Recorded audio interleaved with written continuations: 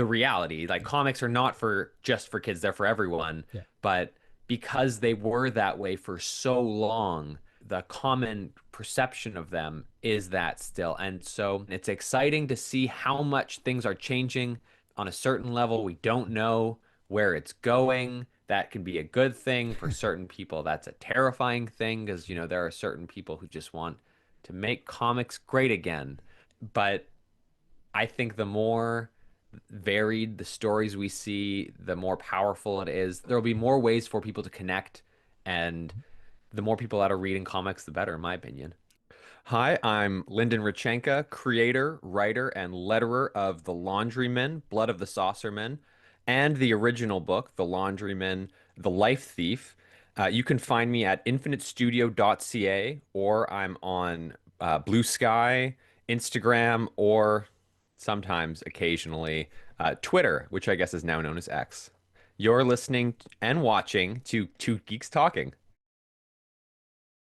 Good morning, afternoon, evening, everyone. Two Geeks Talking is an entertainment industry interview show where we interview the creative people from the comic, film, TV, movie, and video game industries. And of course, I'm your host, Kurt Sasso. We are joined today by a fellow Canadian. He has not been on the show in a couple of years. It has been, I'm guessing, 2022, something along that line, when he and his very talented artist were on the show talking about The Laundrymen. But this time around, we're joined by the writer, and they're both co-creators of The Laundrymen. We're joined by the ever talented Lyndon Radchenka. How are you doing today?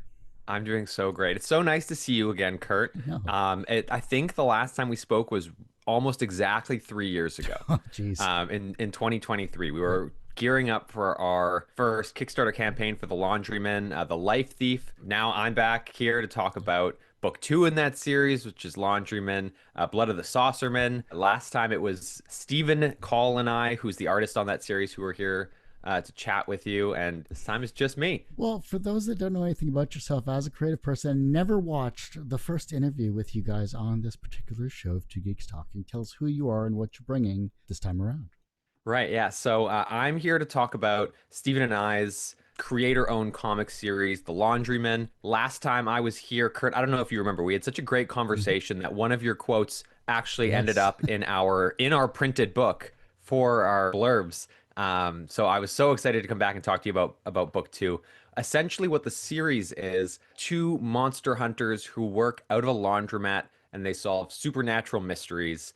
And we're building this world and this series in a way that each volume that we make is sort of a standalone case file for the Laundrymen, so that anyone who's discovering us can jump in at any point in the series. And I think it's wonderful to see because you get that feel with like there's comics out there like Dime Store Detective from John Dexter and a few others where you got that pulp style, gritty, back to the 80s style of Totally. of Monster Hunters with hints of supernatural and all this other fun stuff because between your writing and Steve's amazing artwork, you get immersed in the world very easily and very quickly, no matter what issue you're reading.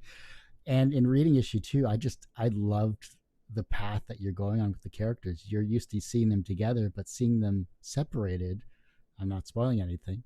We can get into spoilers all we want on this show. I'm totally happy with that. Our first book, yeah, was the first case file where our main characters Brian and Wade are together and they're investigating this murder mystery in a small town. And I highly recommend that anyone go check out our previous conversation on that. But this one, we separate them for almost the whole book, and we're caught in the middle of this gang war between aliens and vampires, which is this like schlocky 80s actiony vibe. And what it really is about these two characters finding their way back to each other and what they'll do for their friendship. I definitely for sure, and it's a ride from page one till the final page, and I can't wait to see what book three is. Currently, have a Kickstarter campaign going on for it right now. Yeah. Here, love seeing that here. You guys have been doing really well in terms of tiers and in terms of promotion and things like that. I love seeing you guys on the various podcasts and shows there too. But when you look at where comics are right now, from a creative standpoint and from a business standpoint, what do you feel that's fundamentally different from, say, 5 years ago? And what still feels exactly the same under the surface? Yeah, it's a big question. I take a lot of guidance from someone that I consider to be, fortunately, one of my teachers and mentors in comics, who's Scott Snyder. And I don't know if we spoke about him last time I was on the show now, but essentially he's really spearheading this new, not movement in comics, but there's this real strong vibe right now of storytelling and reimagining concepts. And a lot of it, the stories are bigger and they're more bombastic than ever. And there's really an effort towards giving readers as much value in their books as as you possibly can, and finding ways to excite people and talk about what's currently going on in the world in new and exciting ways. And we talk about the market and how much it's contracted in the last years. If we think 5 years ago, in 2021, we were in I would say, the second half of the pandemic. And for a long time there, what we were dealing with was lots of indie publishers that were growing and expanding quickly because there were people that were spending more money than ever before on recapturing their childhood, and um, all of the various streaming booms that were going on at that time, and sort of the IP gathering that was going on. And a lot of that's really faded in the last little while here. And so what we're left with is this like super concentrated competitive comics market.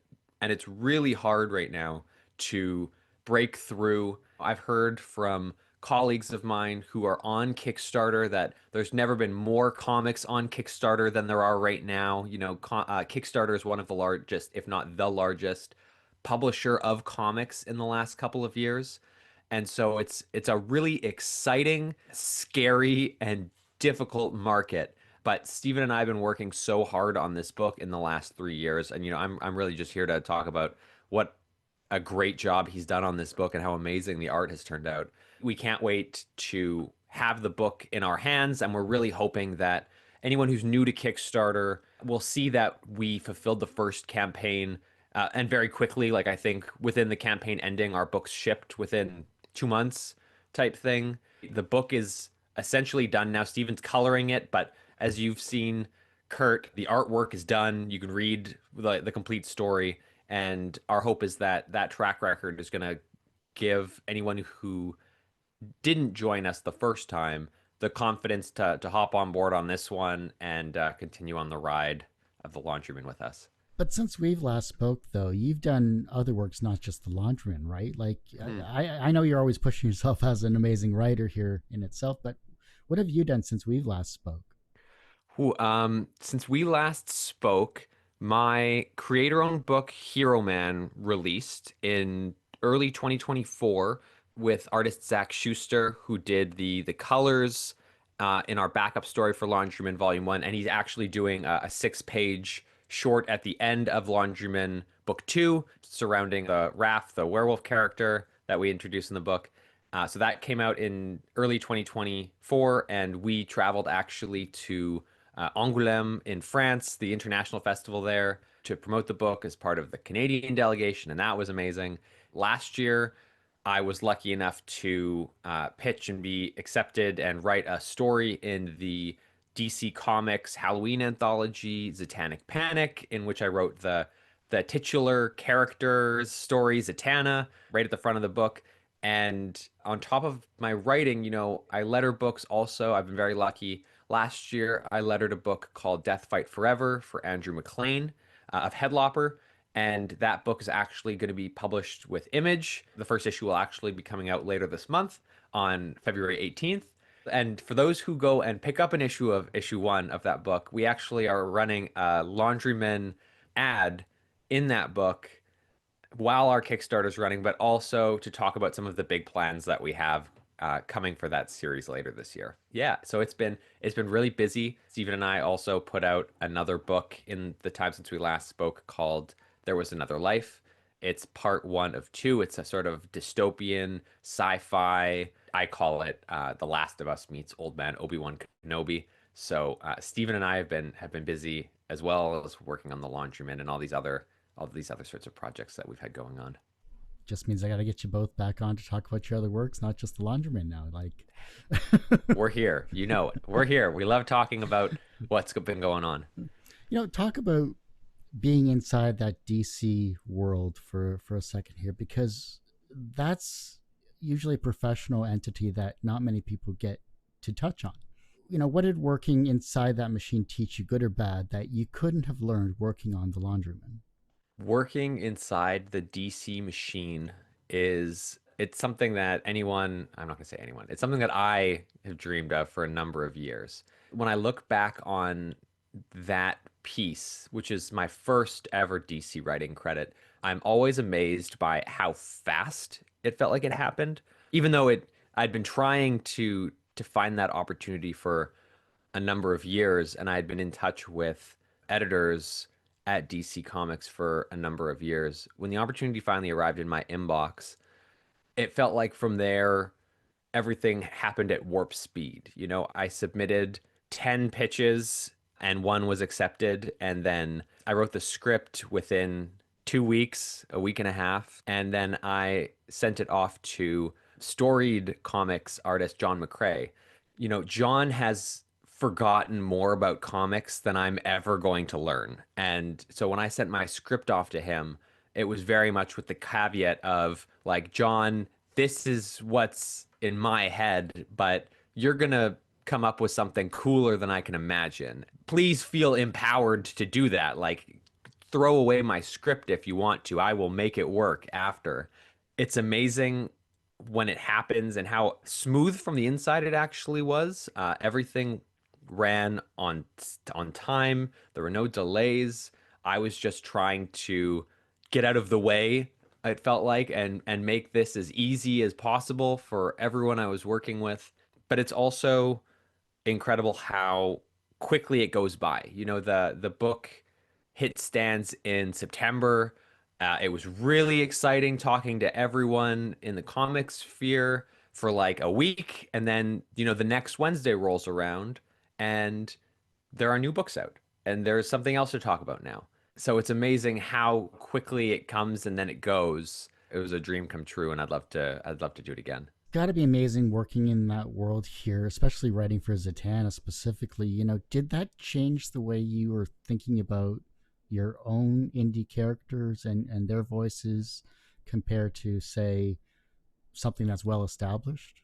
Yeah, I mean, it really makes you, or made me, reconsider the way that I build my stories, especially when you're dealing with a short comic in the DC universe. Like, things have to happen and they need to be meaningful, and you have to tell your story, and you have to both respect the history of the character while also bringing yourself to it.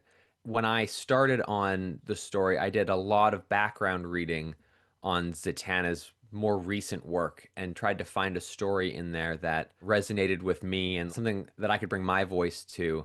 But when I think about my own indie work, I think that, there's a certain necessity when you're building a story in the indie space that you have to set things up in the way that you don't have to in a shared universe or an existing character.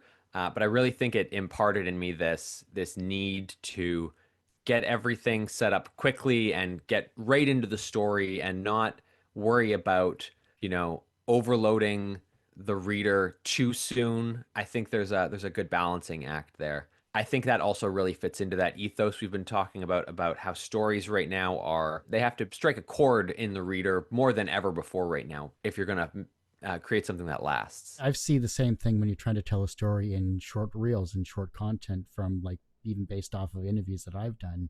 Totally. It can get to the point where it's like you have a 3 minute conversation or a 3 minute clip you're editing down to 30 seconds. How much of that message gets lost when it comes to what you're trying to convey in that short attention span window that we have, whether it's in a comic or whether it's, visually on your phone. Totally. Yeah. Besides what you worked on in DC and with the Laundrymen and everything else you just mentioned, do you find that you have to mentally switch between the writer portion of you and the promotion portion of you and whatever other hats? Absolutely. Absolutely. Kurt, I'm sure you know exactly what it's like having to flip between all of those hats. Steven and I are equals in, I've always aspired to be equal to him in our creative partnership because making art is so much work and is so time intensive. in the time since we last spoke. Steven's become a dad, and there's so much that goes into that also. So I really try to take it upon myself to make his life as easy as I can. So, when I'm doing the writing, and then I'm doing the Kickstarter setup, and I'm, liaisoning with printers and with different publishers and editors, and trying to continue to help both of our careers to grow. There's like writer Lyndon, and then there's marketer Lyndon, and then there's like me in a hoodie with my hood up, just trying to get the book laid out in time to make the print deadline. It's a real balancing act, but I think, I've been working on this theory that there, at some point in history, it was possible to make a project and let the work stand on its own. And that's not the world we live in anymore. Now, if you're going to be a creative, you have to make the work, and then you have to figure out how to get that work into everyone's hands. And also, you need to be willing to talk about yourself and promote yourself. If you're not able to do that, I think you're going to have a really tough time in any creative space, because things are so fractured now, and people get their media from so many different locations that there isn't really a marketing machine anymore that can rev up and push any singular work at anyone. I was teaching a course this week in creative writing, and one of the questions I had for them was, what are the major media properties that you enjoyed growing up? These are students who are a decade younger than I am. What I was shocked to hear was that a lot of the main properties that they had growing up were the same ones that I had growing up. And that sort of disappointed me, because I remember the thrill of the latest big movie coming out, and, lining up at movie theaters and book launches and all of these things. There's something really special about being there when this thing is coming out. And I think we still see that to a degree in comics, fortunately. But in the more multimedia space, it's kind of lame that there's no big cultural excitement thing going on. For a while we had Avengers, but I think we know what that's looked like in the last couple of years. And they keep trying to do that with various things, but nothing's working. I don't know how I got on this topic, but the whole idea that of having to do a little bit of everything is, I think, a fundamental part of being a creative in the modern era, especially. But it's not an easy process either, because everything changes so rapidly. Looking at social media and how to promote on that, just in the last 3 years alone, it's changed from, oh, you have to post a short every time, and hashtags were a good thing, and now it's like, well, Instagram wants you to post 12 reels a day, or 12 reels a month, or whatever they've arbitrarily set these days. And it's just like, I don't have that much time to do all that stuff. And it's exhausting. It is. Like, I can only imagine what that's like for you. I feel like, on a certain respect, I've retreated from social media in the same way that I used it 3 years ago when we were talking. And, there used to be a robust comics network on, I think it was still then Twitter. It was more of a community than it is now. But now I don't know how social media works anymore. So I can only imagine for you, Kurt, what it's like having this platform, this podcast, and, I'm sure how you reach your audience has completely shifted and continues to shift all the time.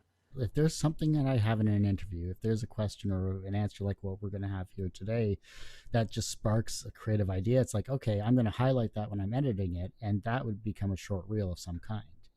That's how I kind of figure out the best way to promote the content from these amazing interviews like I have with you here today. But it's still only going to get 1,000 views at most if I'm lucky, and that just depends on how I edit. But it's still your message. It's still what you're saying. That's, I think, a valid point in whatever question I highlight, or whatever question I post online. But I put it out there for the masses to see, and that's why I love these still long format interviews, because then it's like, now we're diving into the nooks and crannies of what makes you a creative person and what you're actually trying to promote. And you're definitely not a hard person to speak to when it comes to promotion of your own comics. So it works out very well in that respect. Hey, I'm here for it. I'm here to talk about this. I run in a circle of people, and we like to say that if you can't talk about your own work, who's going to talk about it? And I think that's going to stay true for a long time now, the way things are going. It's also very difficult for a lot of people that are more maybe more introverted than say yourself, and I'm like half introverted. I'm like 50-50 when it comes to introvert extrovert diagram there. If you had to explain the state of comics in Yep. 2026 to a smart outsider, what's the one thing they'd find most surprising about how this industry works? Ooh, that's a really good question.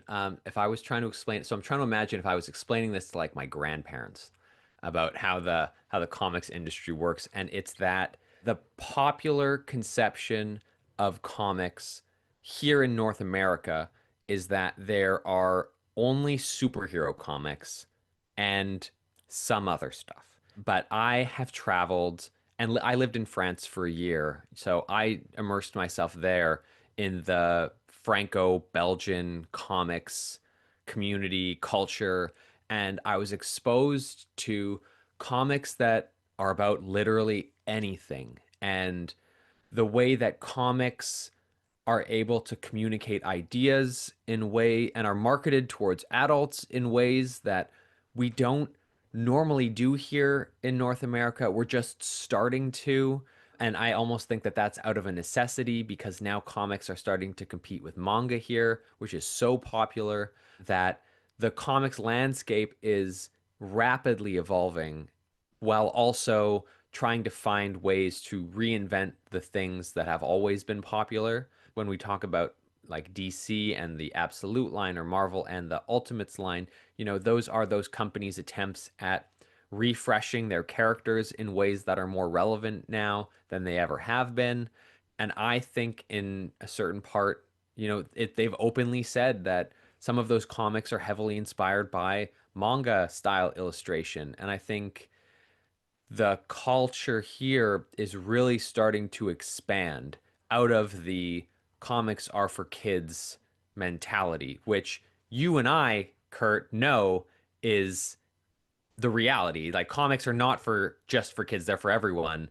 But because they were that way for so long, the common perception of them is that still. And so it's exciting to see how much things are changing on a certain level. We don't know where it's going. That can be a good thing for certain people. That's a terrifying thing because, there are certain people who just want to make comics great again.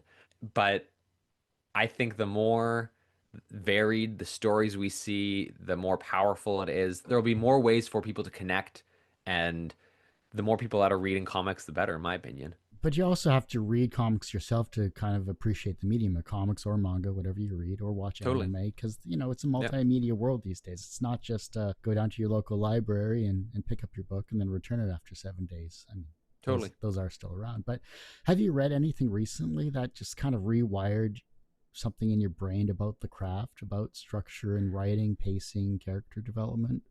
I feel like this is such a cliched answer that I'm about to give, but I recently read Assorted Crisis Events from Image, Dennis Camp, and Eric Zawatsky on it. It is truly a book that I cannot imagine being in any medium that isn't comics. Every single issue was a new sort of incredible concept because it's an anthology-like series where they're telling different stories in every issue. I think CBR said it was the best comic of 2025. Like, I'm not the only person who is talking about this book. That's why it feels cliched, but it's because it's so good. It's so good. And yes, that absolutely rewired my comics brain to look at stories that can only be told in comics because so much, we see it, we've been seeing it for 8 or 12 or 15 years now, so many comics being adapted into movies. I don't know how that book would be adapted into a movie.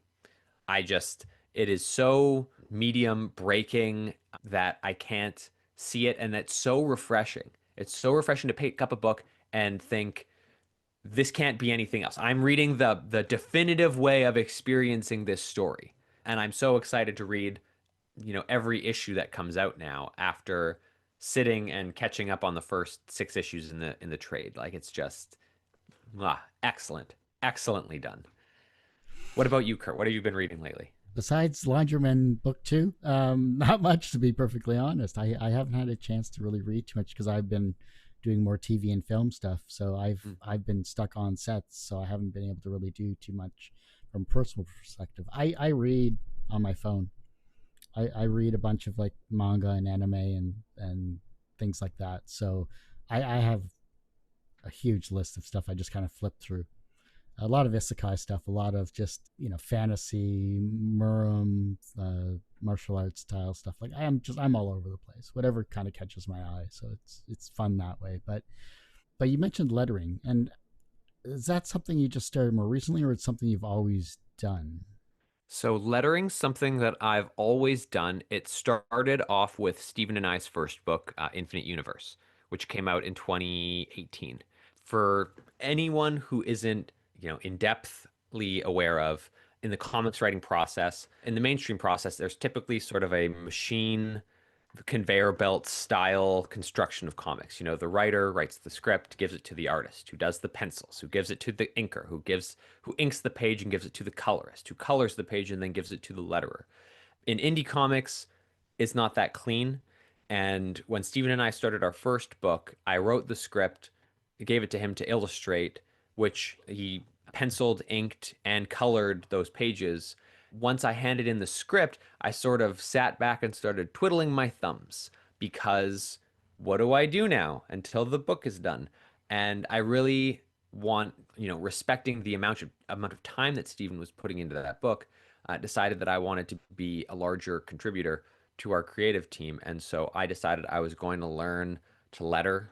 And so, I probably lettered that book 5, 6, 7 times while I was learning, but I found a great online course from John Roshel, who runs Comic Craft, and it was the rocket fuel that got me started. I've been lettering ever since, and it's been an amazing sort of superpower, hidden superpower in my comics career because it's put me in touch with so many amazing creatives.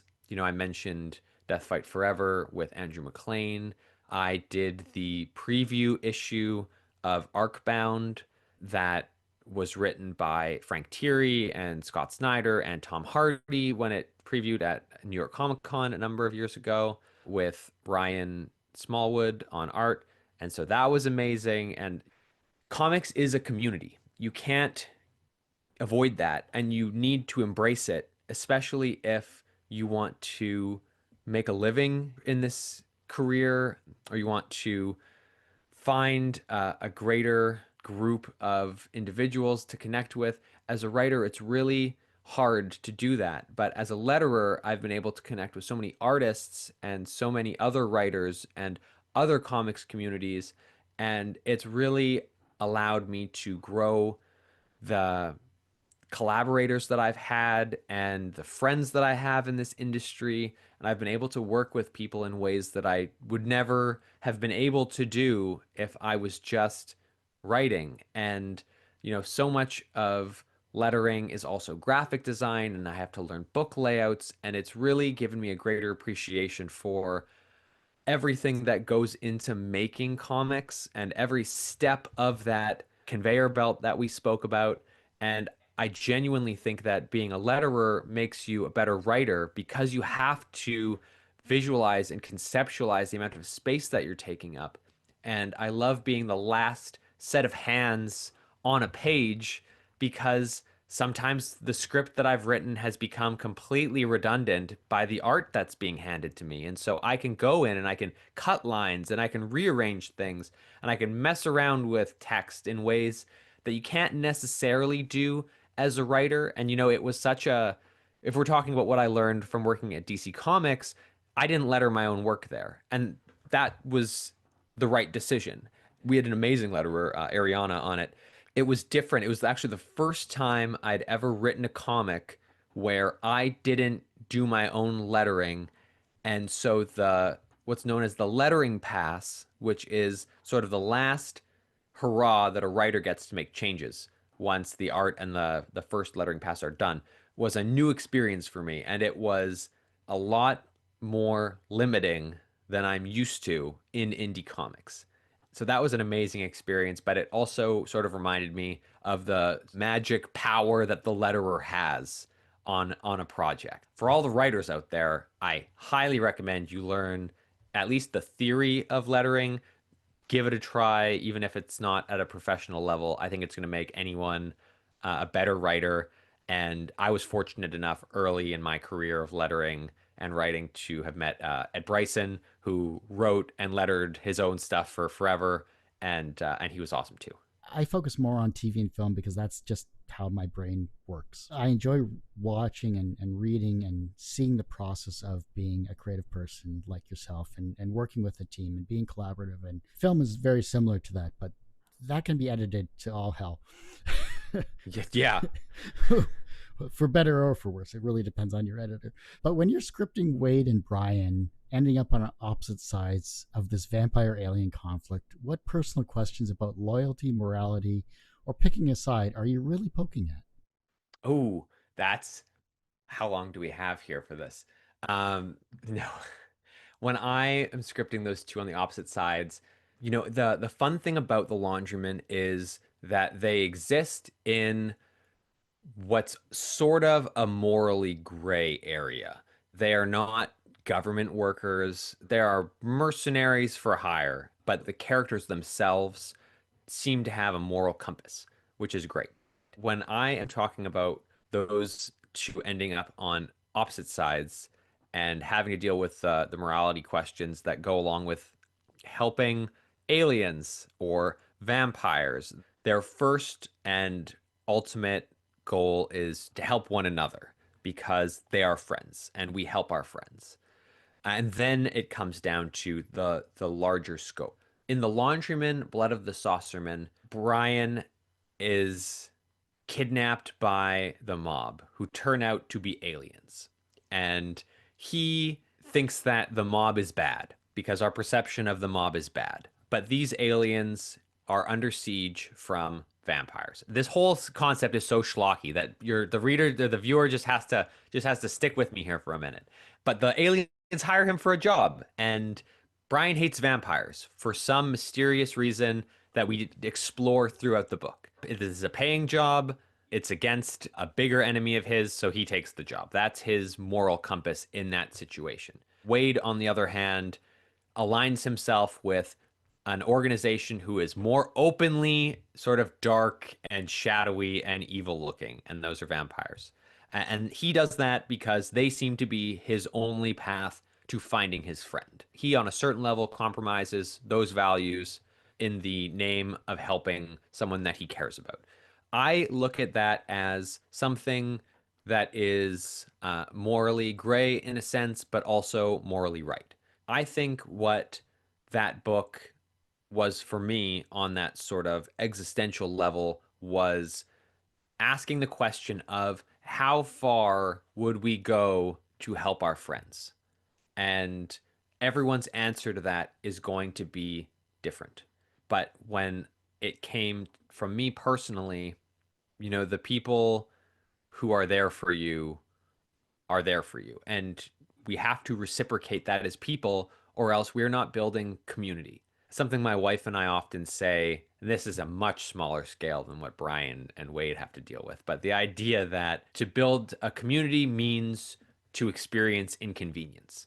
And if we are not willing to inconvenience ourselves on occasion, we will end up alone in our homes scrolling short form videos until the end of time. I feel seen a little bit on that last comment, but I'm just saying. I'm not. It wasn't an attack, Oh Kurt. no, I support you. Your short form videos aren't trying to melt my brain.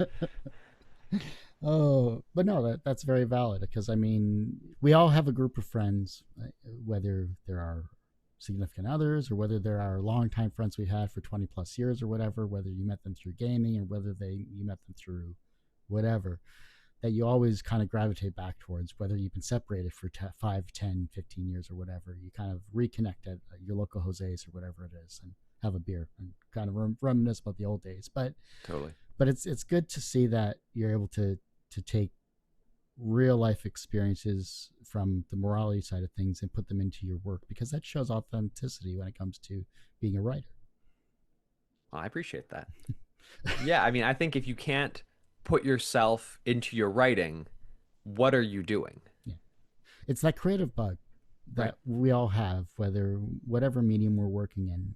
And I kind of figured that out when I went back to school for visual arts and film. I had to learn to be creative from a fine art perspective, as well as photography, as well as TV and film as a producer. But you're working with so many different egos and personalities, that how do you filter through to make the one ultimate product you can Totally. to get it out to the masses, whether it's a cable access show that you had to stay up till 3 in the morning to edit, or in your case, creating an amazing comic for the masses to read. Like, Oh, we just got to get it out there for people to see. yeah, absolutely. I'm just Yeah, I trying to couldn't give you have said more that pull better. quotes for your second book. I'm just You're saying. trying to do this a second time. You're trying to get Exactly. back in there again. Yeah. Because I haven't screenshotted that entire the first pull quote from book 2 that I saw on page 2, by the way. I haven't screenshot and put that on my background whatsoever. No, it's Oh, you definitely should. You definitely should. You're, by all means, please do. It was a great quote. you opted for a conversational approach this time around, which is great. I don't mind it whatsoever, because it's free flowing, it's easy to go by, and it honestly makes editing a whole lot easier because I don't edit it. But does that actually help you sharpen your thinking about your work and about your comics in general when it comes to this type of conversations?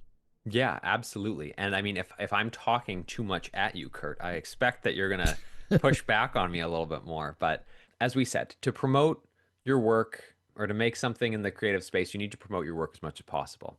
And what I've found in the past is a lot of the questions end up being very similar when you're talking to someone for the first time. And so there's nothing wrong with that. It's a lot of how did you get started in comics? What are the first comics you ever read? How do you find your inspiration? We have spoken before, and I think we had a lot of those questions. And so when I wanted to come back and talk about the next book, I wanted to talk more to Kurt the person than Kurt the interviewer. I find that the questions and the thoughts, the conversation that comes up, it's so much more organic and so much more thoughtful than the sort of canned responses that I think is easy to fall into in those question and answer interviews. And so, yes, absolutely. Everything you said is true about it, but I think those make for the best conversations. And more importantly, for a listener or a viewer, I really hope I'm going to talk outside of me now because I'm awful at like pumping my own tires. But this idea that you really hope that when you listen to real conversations, that the viewer or the listener sees that they are talking to another person, or sees that they're listening to another person and finds a way to feel recognized, because that's all we're doing when we're making things, right? Is we're just I'm putting something out in the world and I'm saying, I hope you can see me and I hope you feel seen in this. And I think that's really what I don't know who I'm paraphrasing. I'm definitely paraphrasing someone when I say this, but isn't that what art is? It's being seen and trying to see other people. Just like any conversation you have with anyone, you're trying to connect to a person in some way, shape, or form. And how you connect with that person is usually through a common bond or a common interest of something. In this case, it's comics, or it could be a Yeah. TV show, it could be a movie, it could be a favorite comedian, or whatever the case may be. But you've made that attempt to connect with someone, no matter how small it is, no matter what art you create, no matter who sees what you created. You're touching someone in some way, shape, or form from a creative aspect. Take a wander around your local art gallery, and you're going to see not just the masters, but it's going to be amazing to see what speaks to you. Like, I went to the Detroit Institute of the Arts. I saw a Van Gogh up close. The paint still looked wet, and it's hundreds of years old. Could be just a trick of the lighting, but still. I was going to say last year, Kurt, you said you're a film guy. Last year, I watched the movie Before Sunrise for the first time ever, and I felt seen in that movie. This is a movie that came out in the 90s, like I think like the mid 90s. I was maybe 3 years old at that time, but to have the sensibilities of that storytelling speak or to cut so deeply through everything else, it was I don't have words. It was what I needed to see exist because it showed that there are other people who feel the way that I do. If you can do that every time you create something, though, whether it's in whatever medium you're in, because we have such a limited time in this world, why aren't you putting forth your energy and your effort to create something that someone is going to see, whether it's tomorrow or whether it's 10 years from now? Your books and your content is going to be out there. Keep promoting it, keep showing it to the next generation, and maybe it's going to touch them and you've just inspired another generation. Absolutely. I couldn't have said that better. Well, this has been a wonderful conversation as always here, Lyndon, because you're just such an in-depth person when it comes to when we speak. Because I just love picking your brain. I love seeing the trajectory you're going, and I want to see more of you and Steve as well whenever he gets some time. I'll tell him. Tell him I sorely missed. I, I had questions about his art. I'm gonna have to double up next time he's on. I'm going to tell him that I was so boring that we needed him to come in and spice things up. Oh my gosh, guilt tripped the guy already. I mean, Yeah, exactly. Our interviews are nothing without him, which is it's not that far off. That's true. Yeah. That's true. The Kickstarter campaign is currently ongoing. Where can we find it, and how can we support you and Steve and your future works and anything else you'd like to promote? The book right now, Laundrymen Book 2, Blood of the Saucerman, is live on Kickstarter. You can find that at laundrymen.ca. We're actually selling it and the first book in the series. So anyone who's new can get both if they want, or you can get just the newest one. If you don't have the money to support us at this time, there's nothing wrong with that whatsoever. Sharing the campaign, telling a friend about it, also good, also valid. We give away a free digital comic on our website at infinitestudio.ca often. So that's another way that you can support us. But really, when it comes to the current comics landscape, talking to other people about the things that you like is some of the most important work anyone can do for other creatives. And that's why I hope that anyone who listened to this will go and read Assorted Crisis Events from Image Comics because it was amazing. If not online, come find Stephen and I at a Canadian comics show. We often do Calgary, we often do Toronto, Winnipeg. In the past, we've been in Montreal, we've been to Saskatoon. But we try and do the major shows. Hopefully, in the near future, we'll be branching out to some of the bigger shows in the US. We have some really big plans for this series that we're not ready to talk about yet, but right now, the best way to support us is on Kickstarter at laundryman.ca. Well, like I said, that ends this particular episode of Two Geeks Talking. You could, of course, find this interview and 1,200 plus others because I've literally lost count in the past 18 years. You can, of course, find this interview and, of course, Steve and Lyndon's past interview from 3 years ago on our YouTube channel, youtube.com/TGT Media. The podcast you could find at any podcast platform you get the show at by searching 2TWO Geeks Talking.